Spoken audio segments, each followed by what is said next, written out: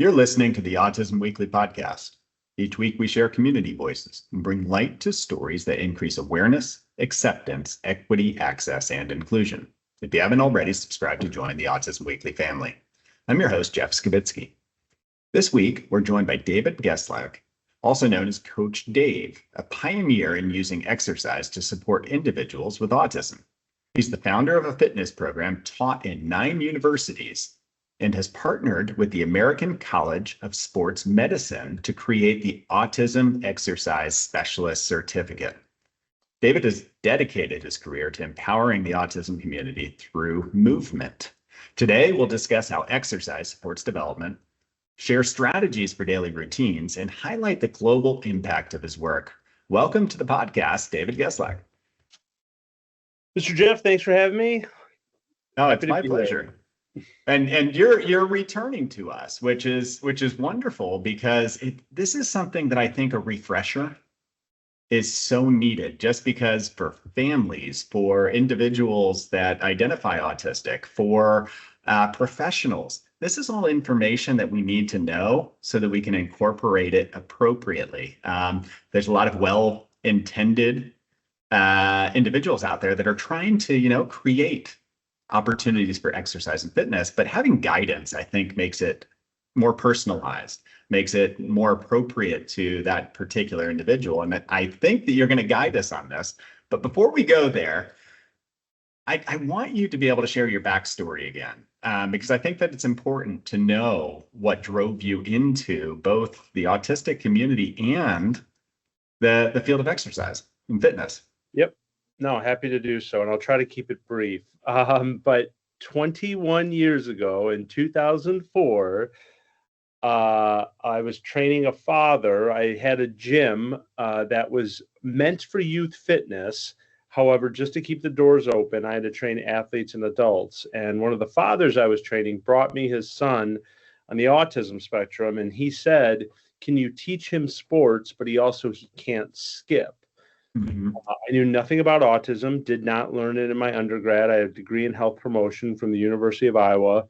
But I did learn about the importance of skipping on the neurotypical population, which is if a neurotypical child can skip, they have better, or their reading has improved. So when I heard that, I said, okay, I wanted to try to get him to skip. And also when I was at Iowa, my senior year, I was a student assistant strength and conditioning coach for their football program.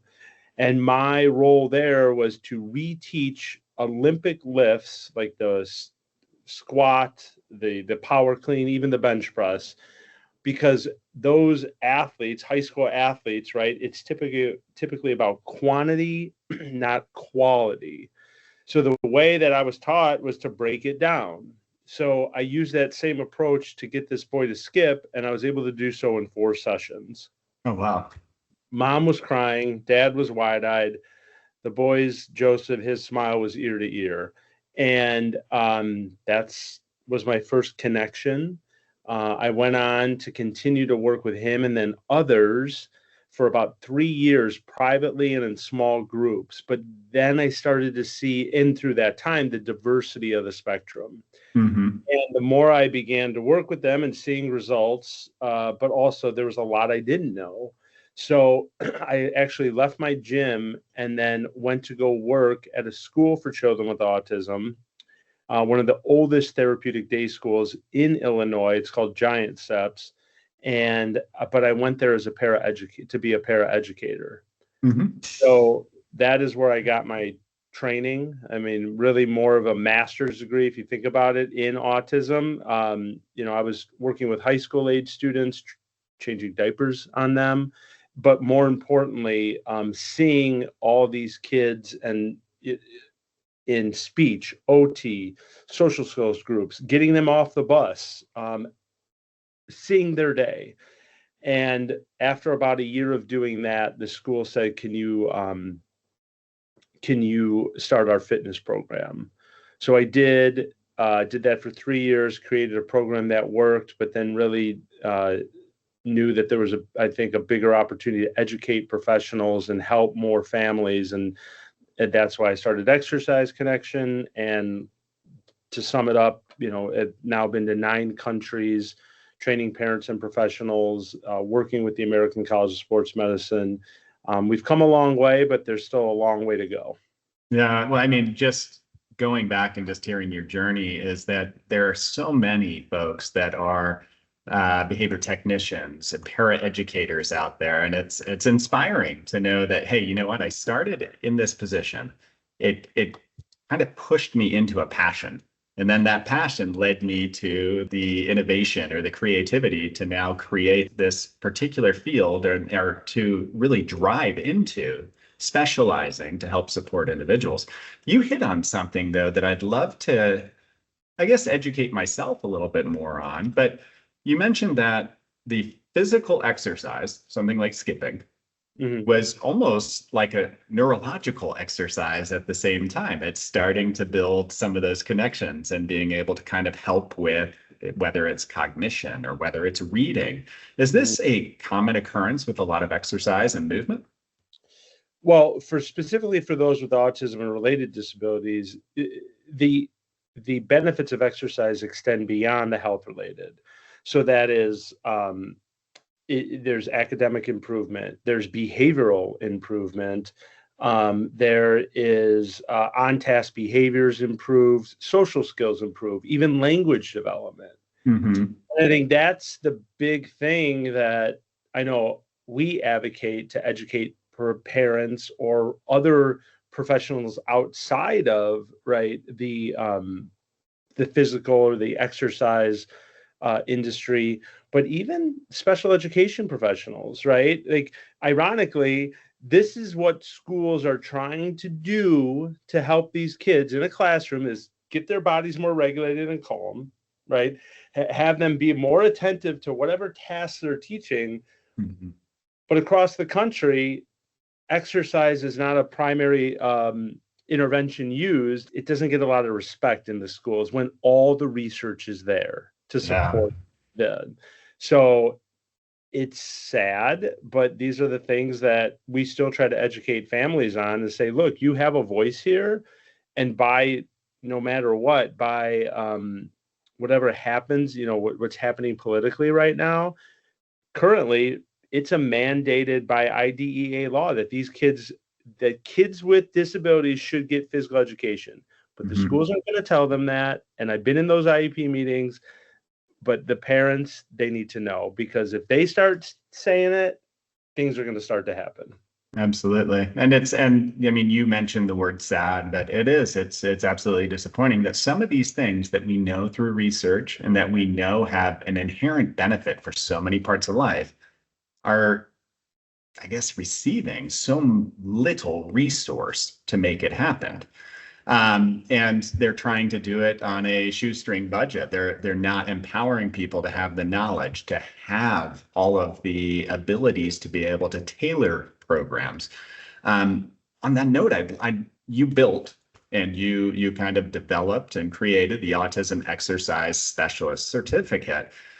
I'd love to hear a little bit more about that, because I think that you mentioned there are well-meaning individuals that are trying to do exercise programs, but we all know that if you're not doing things correctly, is that there might be some byproducts of that aren't going to be helpful in the long term for each of the students, each of the recipients of the care. Tell me about this certificate that you've created. Well, so it first launched in 2018. But if many people may not realize, but the American College of Sports Medicine is the world's largest exercise science organization, and the gold standard in fitness. And so that I am an ACSM exercise physiologist. And so this is where I went, essentially went to school for and learned. But when I first obviously spent time working with those with autism and seeing the gap, or the education gap, not just, for fitness professionals, again, I wanted more fitness professionals to be educated so they weren't turned away, because this still happens today, where the kids or the families are being turned away in the gyms, because again, they don't know, right? Mm-hmm. And it's not that many of them don't know what to do. It's not that they don't want to help, but they're worried about a liability. They don't know what to do. And of course, they don't want to harm the child or do something, etc., or do something wrong. But as I spent, as I mentioned, right, the time in the schools and then time presenting to physical educators at various conferences across the country, I said to ACSM, I said, look, there's an opportunity here beyond the fitness professionals because, again, going back to physical education, only 14 states require an advanced certificate to be deemed adapted certified. Mm-hmm. So most of these kids, or most of these, students coming out don't know what to do, right? They're not going to get all the information they need in a 3-hour credit course. And it's not their fault. There's a systemic problem within the higher education system to educate students on this. Mm-hmm. So ACSM allowed PE teachers, OTs, PTs, SLPs, behavioral therapists, all to earn this because the importance of exercise is so powerful for these kids and adults. So it was relaunched in last year in August. It's a fully asynchronous course now. 14 hours, self-paced, online, case-based learning. You see videos of individuals across the spectrum, and you're learning exercises, routines, whether it's in a clinic, a school, or a home. Yeah, and I mean, it must build trust. I mean, as a parent, if I know that somebody has been given the appropriate training and education, for me, as an educator, I'm going to buy into it more because I know that this person knows how to be able to really empower my child, and that means a lot. So when you're kind of going through your journey as far as being able to start and develop your own program, now you're helping to be able to train others, and you're creating the certificate that has built out a true profession around this that is certified. What are some of the observations that you've seen that the gap in knowledge has improved, where we're actually able to really help support autistic individuals better through better informing? So I think one of the biggest, I forgot what the word you used, but validation of this and what it's done, I think there's a research study supporting the certificate, independent research study, and it was about the use of evidence-based strategies. Mm-hmm. And more practitioners had better self-efficacy, and I think something else, I should know it, but it was ultimately revolved around evidence-based practice. And that's what I learned as a paraeducator, right? I was seeing all these evidence-based practices used in a variety of situations, situations, scenarios, classrooms, but still to this day, commonly, not in every, but in many, let's just say, physical education environments, it's a blank canvas. Mm-hmm. So educators say, well, they're not doing anything. And I say, do you have pictures? Are you using evidence? No. Try that. And then guess what? Then they're like, oh, I showed them a picture and they started to attempt the exercise. Yeah, take your voice out of it. Let's try a photo. And it works.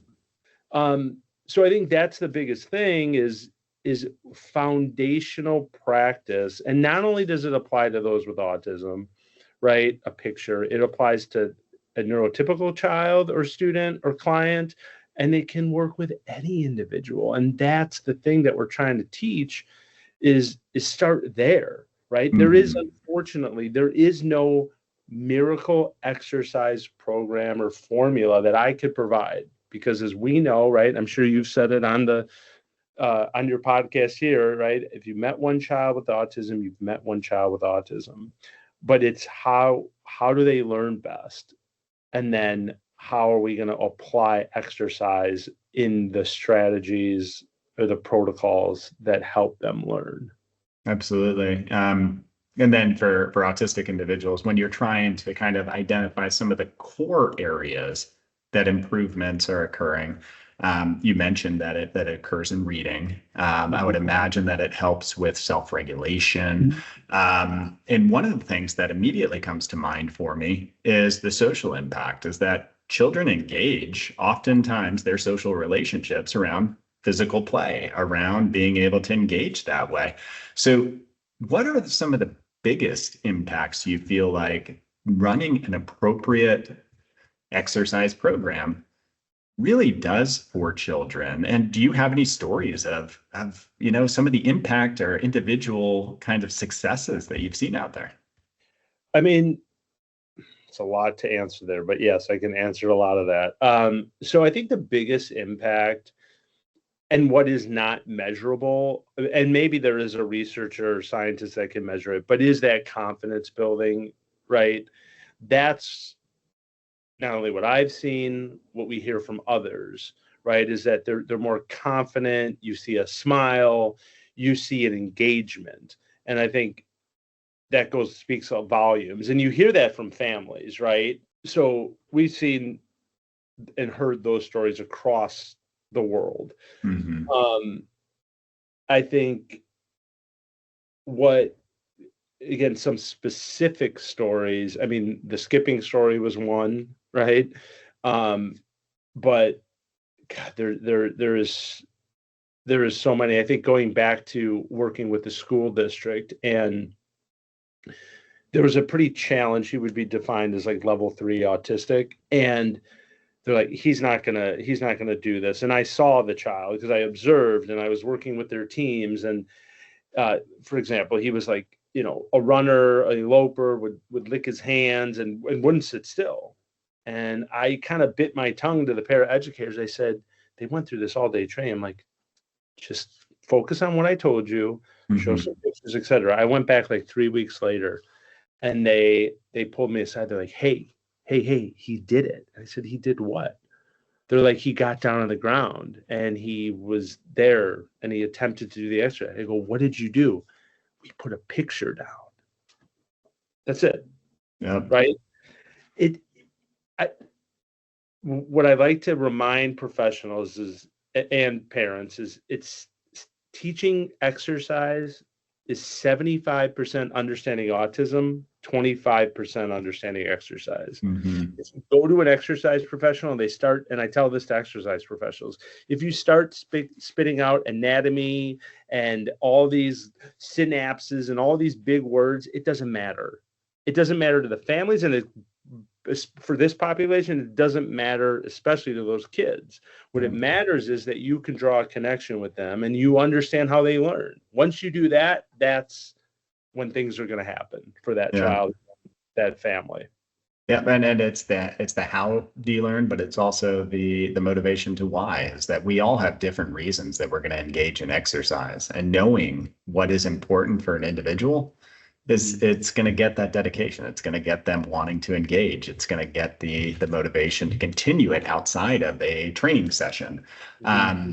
So when you're talking about some of the roles that community plays and that schools play, and just in exercise in general, I think about how many barriers that it could break down. Is that if I'm able to teach somebody to engage in some physical activity, I've now opened up another avenue for them to be able to be included and to be successful in community activities, to be able to be a part of maybe sports teams or things like that. Do you see that right now you have this program, you're building out, you're helping to educate, but does it need to expand beyond the consultation? Do we need to be able to reach more people, more environments, and make this more inclusive? I think I follow what you're asking. I mean, I think there's no question there needs to be improvement in many different settings, physical activity settings for this population. And I think it's, again, people, depending if it's not the per se practitioner, but it's the manager. If they don't understand, right, they're afraid of what they don't know. Mm-hmm. So yes, there has to be a better push towards inclusion. But I also say, if you're not educated and you're but you have well intentions to get this population included, but you don't have the team or the education to do so. You may get them in the door and you may have a session with them, but if it's exercise related or anything, but exercise specifically, if you do something wrong, they're probably not going to come back. Mhm. Or if the parents know that you don't know what you're doing, the parents aren't going to bring them back.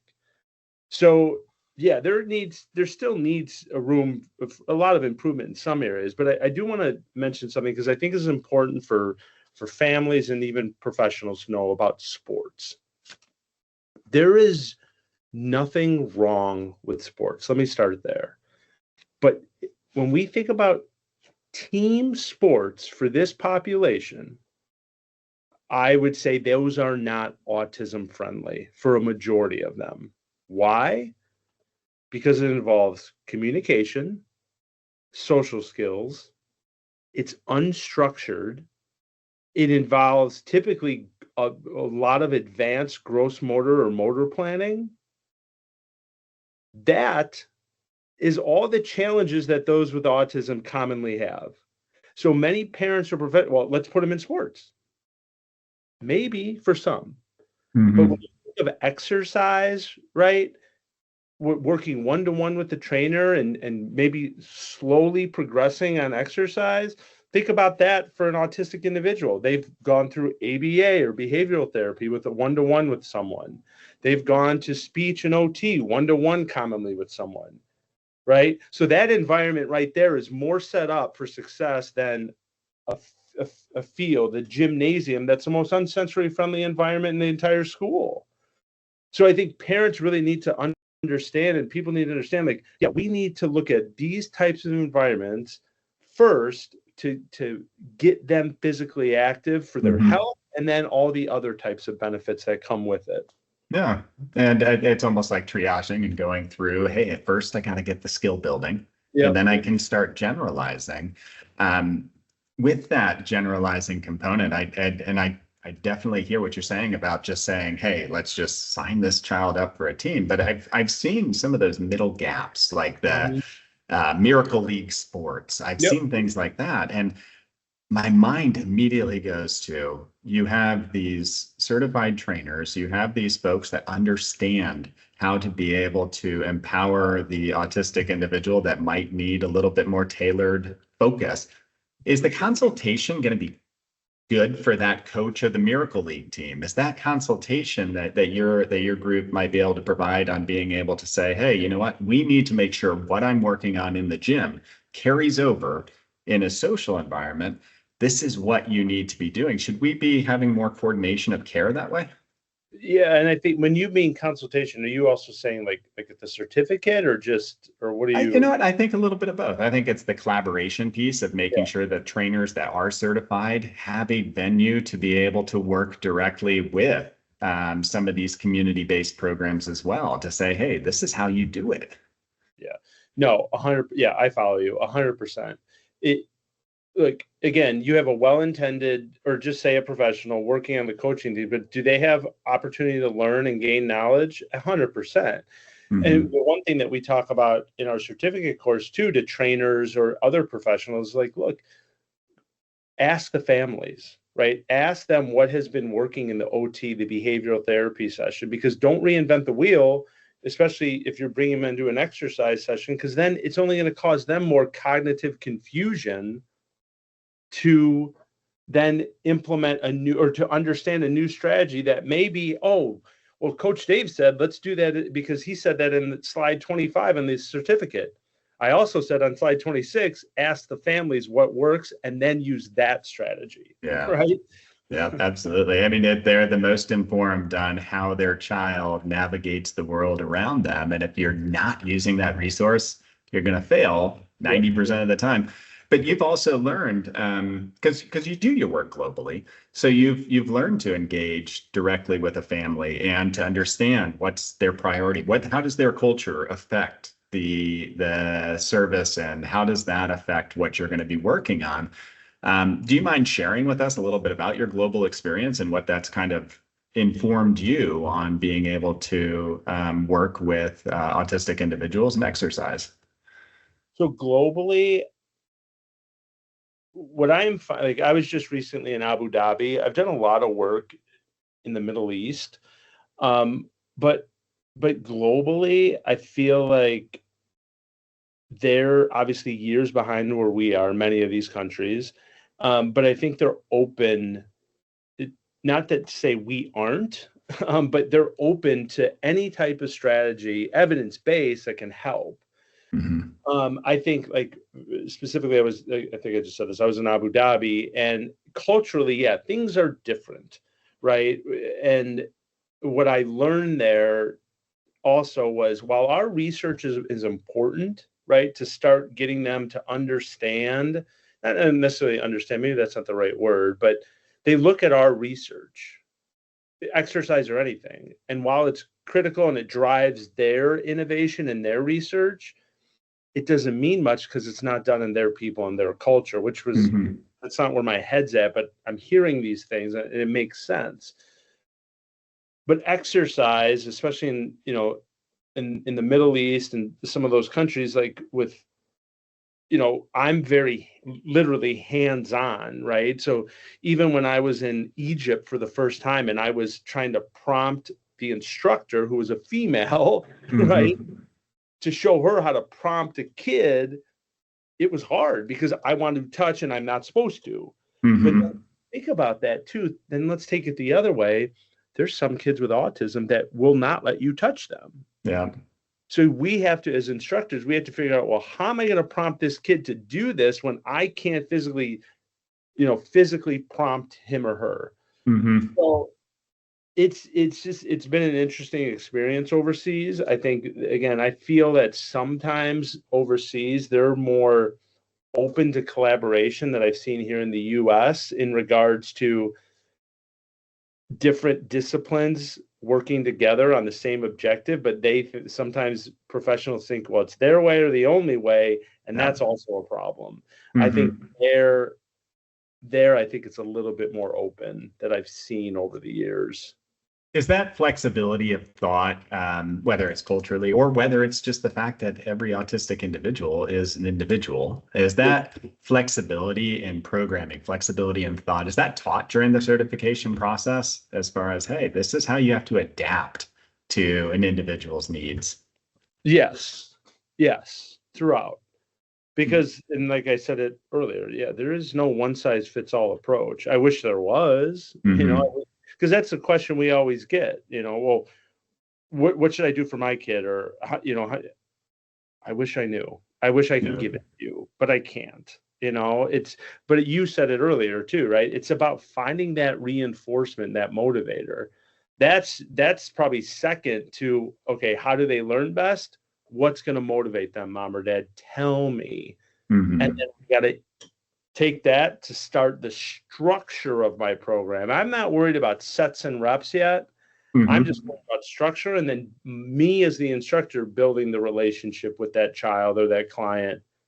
And then I'm going to get to the exercise. Absolutely. Because if you try to push the exercise first, you're probably going to lose them. And I mean, your description of everything that's going on right there, my mind immediately goes to the fact that, yes, this certification is going to be great for trainers. But I also think there's got to be a venue that this certification is something that should be looked at by potentially behavior analysts. It should be looked at by special educators. It should be looked at by a variety of different people, because if you can help somebody to be able to incorporate some of these behavioral principles that you've been describing and exercise at the same time, you're now creating more holistic treatment. Is that part of the group that you're saying, hey, you know what? You need to be reaching out. You need to be looking at this as a possible add-on to your certification and knowledge set? Yeah, I mean, well, we have universities not only using the certificate, but Exercise Buddy and our resources, our visual system. But like one university, it's a small university outside of Chicago. It's called Aurora University. It's actually a university course now, open to therapeutic rec, exercise science, physical education, and I think it's psychology. And yeah, that's it. it needs exercise as a piece, and even in those special education classrooms, because we were just on a call earlier today, and with another university in Indiana, and they're like, the special education professors like, yeah, I tell my students, you got to be prepared because you may have to teach some sort of exercise or something, and that's what's happening in the education system. So exercise plays a critical role in all environments, and I think, yeah, and I'm very blessed to say we're hitting those groups and organizations, but like I said, there's a lot more that need that education and help, and that's what we're trying to do. I said, I'd love to give you a platform right now on helping to, I guess, educate. But I mean, we see easily that benefit within a school structure of making sure that the physical education teachers and that everybody really understands how to be able to appropriately provide exercise and how to be able to adapt that appropriately. And the certification makes almost immediate sense in that environment. But I would imagine is that gyms that maybe they can't immediately see the financial impact and it's stopping them, or they have other barriers. What would you be telling those individuals? Because by not getting this certification, they're probably limiting the number of people coming into their gym. They're probably creating a almost inherent barrier of access to exercise. So what would you be telling them about their investment in a certification like this? I mean, it's going to expand their knowledge beyond autism. That's first, because some people get myopic and they're like, well, it just works with autism. Well, you and I both know the strategies that can help an autistic individual, like I said, I think I said that earlier, can help someone who has ADD, ADHD, or is neurotypical.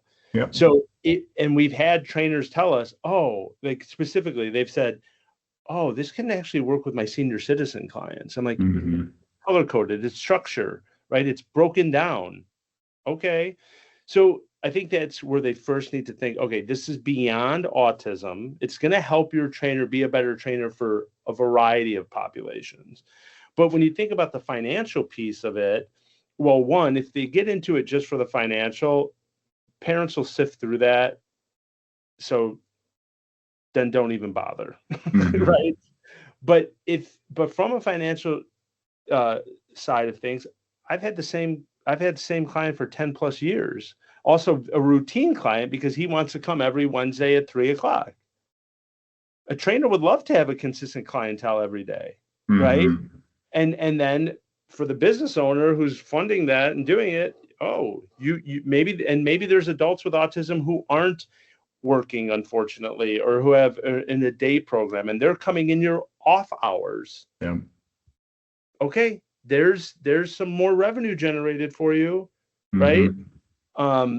So yeah, there is a business model here, and there's gyms popping up. When I started back in 2004, there was only a few that at the time on the online that we could find, right?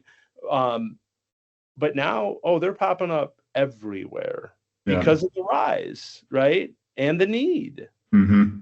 So yeah. It makes a lot of sense what you're saying. And I mean, it probably is a passion-driven field. You're wanting to do it because you want to empower people. And if folks can get over the fact that that financial hurdle is not a hurdle, but it actually could open up their client, their access to different client sets, their ability to be able to specialize, their more consistent clients coming through. I think those are things that would kind of take away that last barrier of saying, go do it, make it a part of my treatment and live up to what I would love to do on a community service side. Yeah. And I think the other thing is, and there's no like per se studies that I can validate this, but I've heard if you get that kid signed up and you made a connection, well, guess what? Mom or dad may then end up signing up too. Now, whether it's a membership, not necessarily personal training, but again, if you've shown to the family you're invested in their kid, that you want to help them, and more importantly, you are helping them, sure, you may get more clientele from that of the neurotypical population. That's not a guarantee, but the point is, yeah, you're not excluding it. It's 81% of those with disabilities feel unwelcome walking into a fitness center. Yeah. And I think having diversity in clientele and just even, I will say personally, working with children who identify autistic, adults who identify autistic, neurodiverse populations in general, it's rewarding. It helps me to understand a little bit more outside of my own shoes and creates new skill sets for me as far as perspective taking, as far as adaptability, as far as being able to be innovative, listening and being part of that. So there's some skills that are going to come across just by being able to broaden your skill set of who your clients are. So you've done such a good job of growing a field. You've really worked hard on being able to help people to understand the benefits of exercise and why having a special certificate is going to be able to empower you as a teacher, as a clinician, as an exercise, as a fitness trainer. What's next for you on your mission to promote exercise as a tool for autism support? Yeah, what's next? I mean, like I said, there's a lot that still need help, or I shouldn't say help, but there's a lot of that we still have opportunity to impact. And I think globally, while we're trying here in the States, I think there's some opportunities overseas that I'm hopeful for. Specifically in the United Arab Emirates. If you don't know, they define people with autism or people with disabilities as people of determination. Mm-hmm.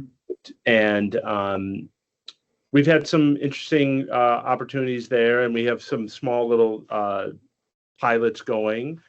But I think there's an opportunity to have a real, almost like a clean slate of research and exercise and just doing it all. So I'm hopeful that something like that can come into play. But at the end of the day, it's just educating more professionals about the resources that we have and trying to find other ways, creative ways that they can be able to purchase and get these products so they can help their kids and their students or their clients. Yeah, I mean, and that's wonderful. I think exercise is a human benefit. I think each one of us could say is that when we are engaged in exercise, when we have that routine, when we're eating healthy, when we have kind of the idea that fitness has to be incorporated into our lives, yeah, is that our lives improve. We're thinking more clearly, we're happier, we have better relationships. There's so many byproducts to that. So being able to extend that privilege, that benefit across different populations and the autistic population in general, I think that's something we should be doing. And I think it's a wonderful thing to be able to kind of focus around. So what's the one takeaway that you'd love for people who hopped onto the podcast today? Maybe exercise wasn't on the forefront of their mind. Maybe it was. What would you be telling them that you hope they walk away with? So the biggest thing that I want people to understand, and we make it a part of every presentation, is essentially the starting point, the amount of exercise, whether you're trying with your child, with a client, or with a student, right, in a classroom, etc. Is research shows that 10 to 15 minutes of low to moderate intense exercise has benefits for those with autism. Because what we've heard over the years, right, and this happened to me, I just got done with a session with a child. His mom came to pick him up, and she looked at me, and I was excited to tell her about the session, and she goes, "What did I just pay for?" And I was taken aback. And I said, what do you mean? And she goes, "He's not sweating." And that makes sense because the way that the media, that the show The Biggest Loser and all these weight loss shows, they have to be drenched in sweat to see results. Mm-hmm. That's the case for this population, and quite frankly, that's not the case for the neurotypical population. There is a problem out there in the health promotion of what we do for our kids with autism and quite frankly for the neurotypical population, of why they're not meeting physical activity guidelines. And I think, again, I want people to know 10 to 15 minutes is shown to have benefits, and those benefits are are improvements in behavior, which again, what the schools are trying to do, what therapists are trying to do in their sessions. If you can spend 10 minutes and then have them go sit at a chair to get that fine motor done or to do some task, and now they're not hand flapping or echolalia or rocking, which again, we're not trying to stop those behaviors, but if you're being proactive and those behaviors happen to stop, now the practitioner can go teach and do what they need to do, and the kid's more on task. That's what the power of exercise can do for your kids. And that's a great message for us all to walk away with. And Coach Dave, I appreciate your time coming on again today to help inform us and to give us, I think, the push to start looking at some of these options that are out there to better inform and to give us more skills to be able to help empower. So thank you so much for coming on today. Thanks again. Thank you for listening to Autism Weekly. We hope you tune back in next week to learn more about autism in the real world. Autism Weekly is now found on all the major listening apps, including Apple Podcasts, Stitcher, Spotify, Amazon Music, and more. Subscribe to be notified when we post a new podcast. Autism Weekly is produced by ABS Kids. ABS Kids is proud to provide diagnostic assessments and ABA therapy to children with developmental delays like autism spectrum disorder. You can learn more about ABS Kids and the Autism Weekly podcast by visiting abskids.com. Thanks for tuning in. See you again next week.